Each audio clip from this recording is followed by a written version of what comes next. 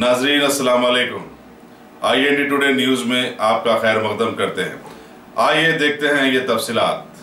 शहर हैदराबाद के नामपल्ली इलाके में वाक़े दक्कन सर्विस स्टेशन के खिलाफ में आज आवाम ने ज़बरदस्त एहतजाज करते हुए पुलिस में शिकायत दर्ज करवाई कि ये पेट्रोल बंक वाले पेट्रोल के दामों में पानी बेच रहे हैं।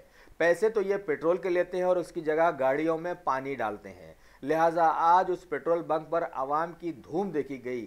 पुलिस ने इस सिलसिले में केस दर्ज करके तहकीकात शुरू कर दी है। सीए साहब को हम लोग कंप्लेंट कर दिया, हाइब्रिड्स के SI साहब है और कांस्टेबल्स भी यहाँ पर ऑथेंटिक प्रूफ है। कांस्टेबल सर भी अपने लैपटॉप में प्रूफ लिए डायरेक्ट लाइव के पाइप में से वाटर गिर रहा। सो कांस्टेबल भी प्रूफ लिए और CI साहब को भी हम लोग कंप्लेंट कर चुके हैं और CI साहब बोले कि कंसर्न डिपार्टमेंट को बोल के पेट्रोल पंप को सीज कराओ बोले।